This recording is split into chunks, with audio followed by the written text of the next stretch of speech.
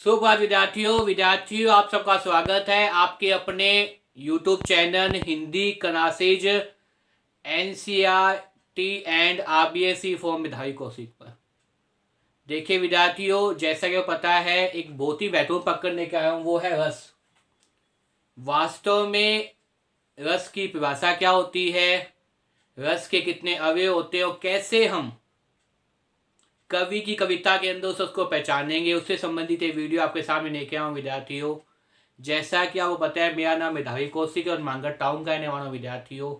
ये मेरा contact number है। अगर आपको कुछ पूछना है तो आप मुझे मैसेज कर सकते हैं, कमेंट बॉक्स में लिख सकते हैं। यथासंभव मैं आपके प्रश्नों का जवाब देता हूँ विद्यार्थियों। इससे पहले मैंने बताया था अनंका के बारे में, अनंका की पहचान कैसे होती है, अनंका कैसे आप पहचानेंगे कविता के अंदर, उससे संबंधित वीडियो बनाई थी। आज आप देखेंगे वास्तव में कविता की जो पंक्तियां होती है, उन पंक्तियों के अंदर अगर वो पूछता है इसमें रस बताओ, तो आप कैसे पहचानेंगे कि वास्तव में रस कैसे होता है। विद्यार्थियों, अगर मेरे द्वारा बनाई वीडियो आपको पसंद आए तो इसे ज़्यादा लाइक कीजिए, कमेंट कीजिए, शेयर कीजिए विद्यार्थियों। और अगर मेरे चैनल पर नए हैं तो चैनल को सब्सक्राइब कर लीजिए और खूब मन लगा कर पढ़िए विद्यार्थियों। देखिए विद्यार्थियों, रस वास्तव में तो क्या है, आज का पक्का रस की पहचान करना, रस को पहचानना। देखिए विद्यार्थियों, रस का मतलब क्या होता है, आनंद की प्राप्ति होना। रस का अगर आप देखें कि वास्तव में रस का अर्थ क्या होता है, वो होता है आनंद की प्राप्ति करना, आनंद की प्राप्ति करना। और ये आनंद की प्राप्ति कैसी होगी विद्यार्थियों, कविता को पढ़ने से।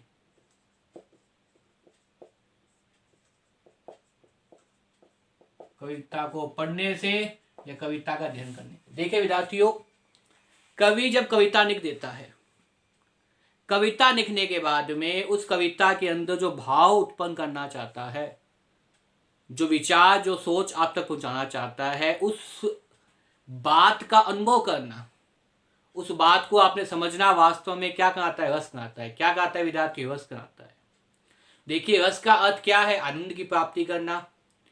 कवि कविता की पंक्तियों के अंदर अपने भाव बताना चाहता है, और जब आप कविता के अर्थ को समझ जाएंगे, जब आप कविता के मर्म को समझ जाएंगे, कविता के अभिप्राय को समझ जाएंगे, तो आपके मन में भी क्या हो जाएगा, उस रस का भाव जागृत हो जाएगा।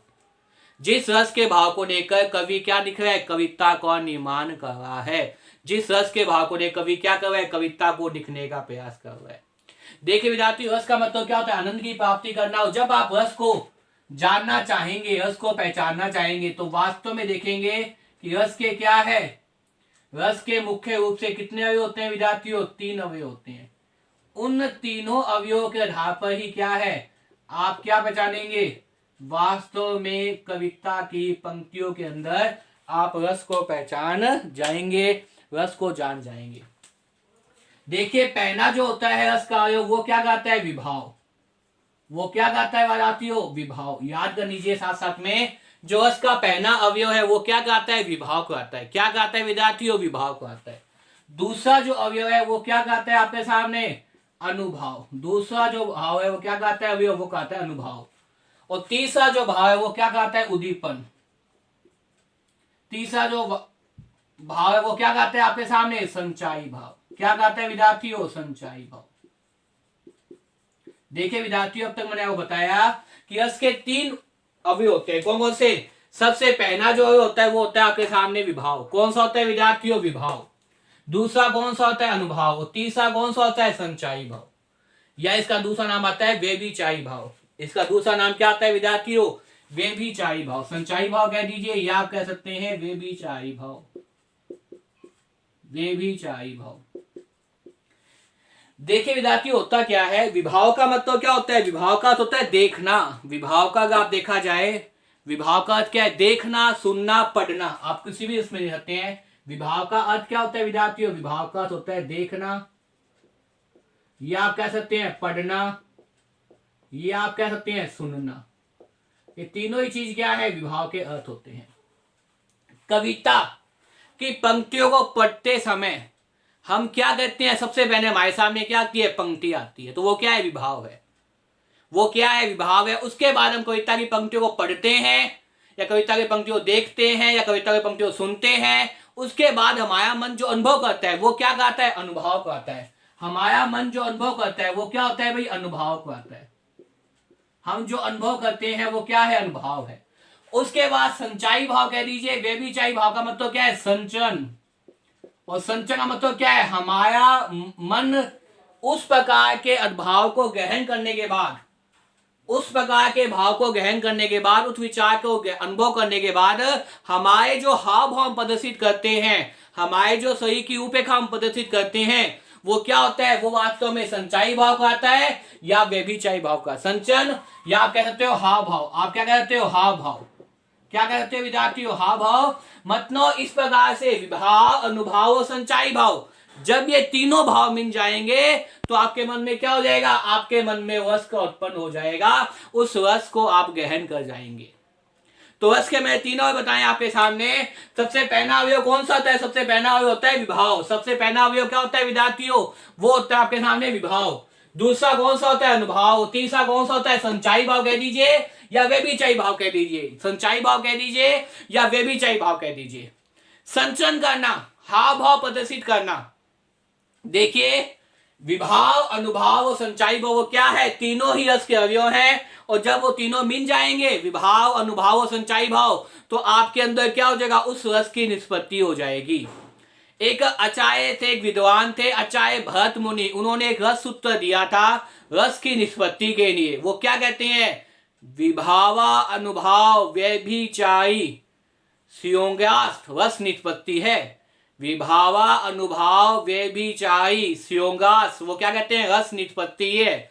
मतलब जो विभाव का, अनुभाव का और व्यभिचारी भाव का संयोग होगा तो किसकी निष्पत्ति हो जाएगी? रस की निष्पत्ति हो जाएगी। मतलब रस उत्पन्न हो जाएगा।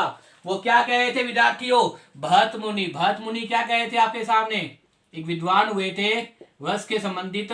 वो क्या है? आचार्य भरत मुनि। उनके अनुसार वो क्या कहते हैं? उन्होंने क्या दिया था? आचार्य भरत मुनि ने क्या दिया है?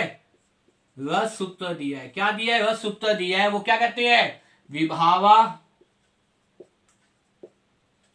विभावा अनुभाव, विभावा अनुभाव व्यभिचारी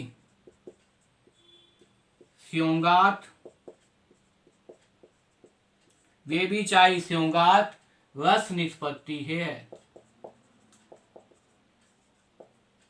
रस निष्पत्ति है। मतलब विभाव, अनुभाव और व्यभिचारी, जब तीनों का क्या होगा? संयोग होगा तो क्या हो जाएगा? आपके अंदर वह दिखाई देने लग जाएगा। आप उस रस को अनुभव कर जाएंगे, उस रस को गहन कर जाएंगे।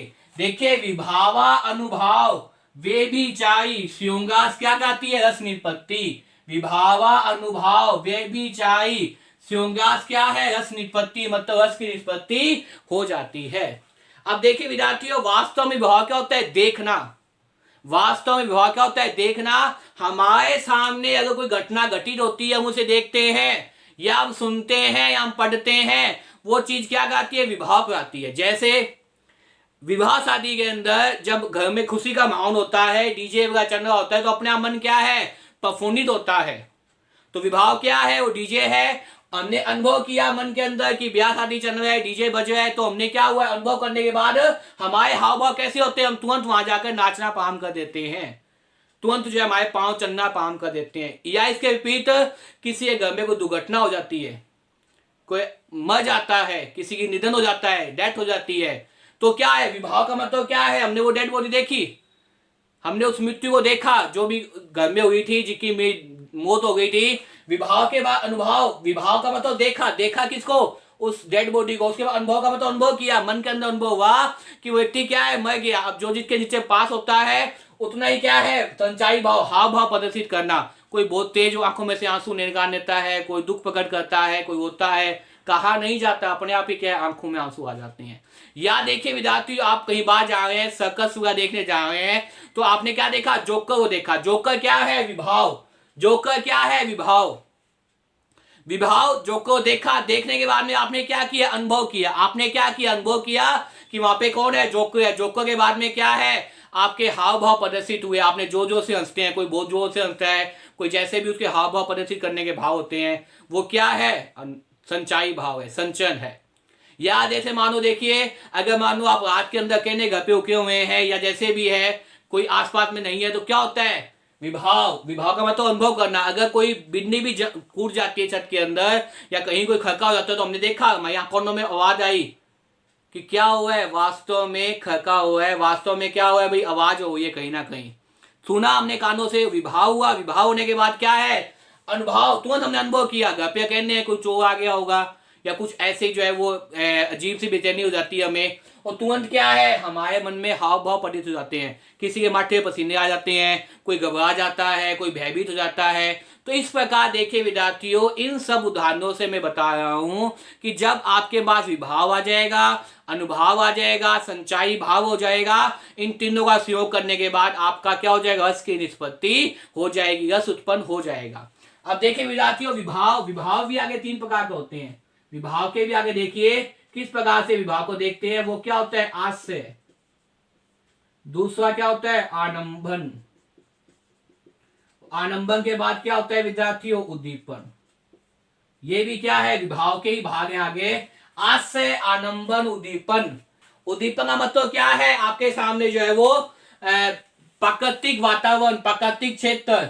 और आश्रय का मतलब क्या होता है विद्यार्थियों, आश्रय का मतलब जिसके मन में ये बात उत्पन्न हो रही है, जिसके मन में क्या है ये बात उत्पन्न हो रही है, वो क्या होता है वास्तव में आश्रय। और आलंबन का मतलब क्या है, आलंबन का मतलब क्या होता है विद्यार्थियों, जिस प्रकार से वो चीज दिखाई दे रही है, जिसके द्वारा वो चीजें आपके मन में उत्पन्न होती है, वो क्या है, आलंबन है। वो क्या है विद्यार्थियों, आलंबन है। जैसे मैं आपके सामने एक उदाहरण बताऊं, मेरो तो गिरधर गोपाल दूसरो न कोई,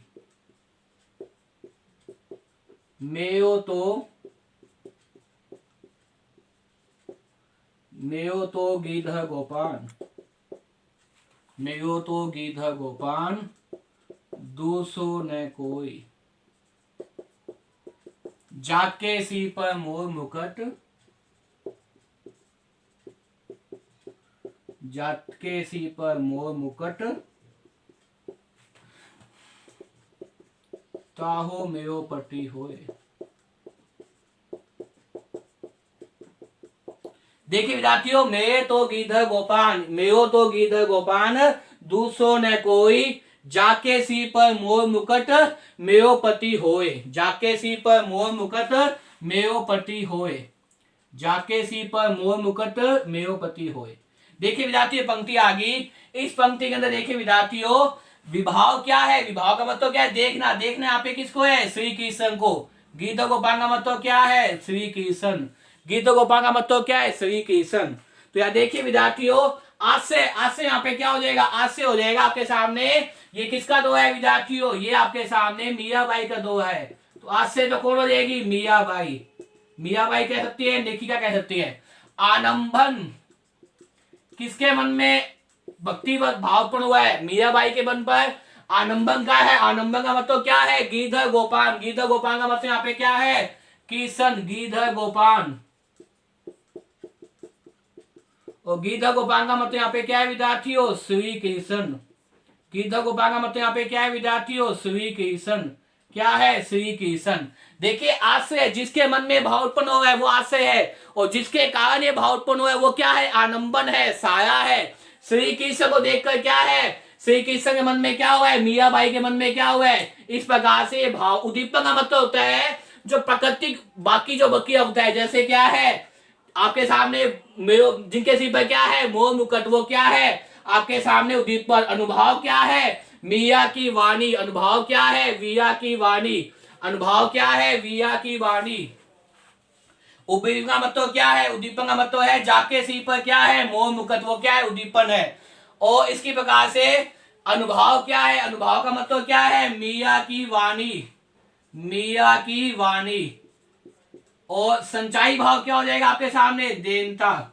सच्चाई भाव क्या हो जाएगा, देनता। दीनता की भाव, दीनता की भाव है। और वास्तव में देखा जाए तो इस पूरी दो पंक्तियों के अंदर आप देखेंगे तो रस कौन सा हो जाएगा आपके सामने, रस हो जाएगा आपके सामने भक्ति रस। रस कौन सा हो जाएगा, भक्ति रस। क्योंकि श्री कृष्ण की मीराबाई क्या करते थे, भक्ति करते थे, स्नेह करते थे, इसलिए वो क्या कह रहे हैं, जाके मेरो तो गिरधर गोपाल दूसरो न कोई, जाके सिर पर मोर मुकुट मेरो पति होए। मतलब मेरो तो क्या है, गीता गोपाल है, कृष्ण है, दूसरों कोई भी नहीं है। जिसके सिर पर क्या है, मोर मुकुट, मेरा पति वही हो रहा है। तो देखिए विद्यार्थियों यहाँ पे आसे का मतलब क्या है, आसे का मतलब यहाँ पे आसे कौन है, मियाबाई। आलंबन कौन है, गीधर गोपाल। आलंबन कौन है, गीधर गोपाल। उद्दीपन कौन है, जाके सिर पर मोर मुकुट। मतलब उद्दीपन का मतलब होता है वातावरण, जो बाकी अवस्थाएं होती है, जिसके कारण से क्या है, आपके मन के अंदर अनुभव क्या है, मजबूत होता है। तो वो तो क्या हो जाएगा, जाके सिर पर मोर मुकुट। रस यहाँ पे कौन सा हो जाएगा, भक्ति रस। भक्ति की बातें कर रहे हैं। और अनुभव क्या है, मिया की वाणी, क्योंकि मिया बाई ये गा रही है, मिया बाई ये बोल रही है। और संचाई भाव क्या है, देनता। देनता का मतलब कह दीजिए, या कह सकते हैं आप इसके अंदर दीनता। क्या कह सकते हैं विद्यार्थियों, दीनता। दीनता कह दीजिए, या कह सकते हैं दीनता। मतलब दीनता का भाव था, दीनता का भाव था। तो इन दो पंक्तियों के अंदर रस कौन सा हो जाएगा, भक्ति रस। वास्तव में देखिए विद्यार्थियों, जो अपठित पद्यांश आते हैं, उस अपठित पद्यांश के अंदर वो एक पर्सन ये भी दान देता है कि इसमें रस बताइए। तो रस को पहचानने के लिए आपको सबसे पहले विभाव, अनुभाव और संचाई भाव का पता होना चाहिए। और विभाव के अंदर भी किसका, आशय, आलंबन, उद्दीपन का पता होना चाहिए। जब ये तीनों मिल जाएंगे तो क्या हो जाएगा, रस की उत्पत्ति हो जाएगी। इन पंक्तियों में कौन सा रस है, भक्ति रस। अगर पूछा जाए, मेरो तो गीधर गोपाल दूसरो न कोई, जाके सिर पर मोर मुकुट मेरो पति होए। इन पंक्तियों में रस कौन सा है, तो कौन सा हो जाएगा विद्यार्थियों, भक्ति रस। कौन सा हो जाएगा, भक्ति रस। मुझे उम्मीद है विद्यार्थियों, इस वीडियो को देखने के बाद में आप कविता की पंक्तियों में से रस को पहचान जाएंगे। बार बार इस वीडियो को देखिए और याद करने का प्रयास कीजिए। और मेरे द्वारा बनाई वीडियो को पसंद आए तो इसे ज्यादा लाइक कीजिए, शेयर कीजिए, कमेंट कीजिए विद्यार्थियों। और चैनल पे अगर नए हैं तो चैनल को सब्सक्राइब कर लीजिए। खूब मन लगा के पढ़िए विद्यार्थियों। धन्यवाद।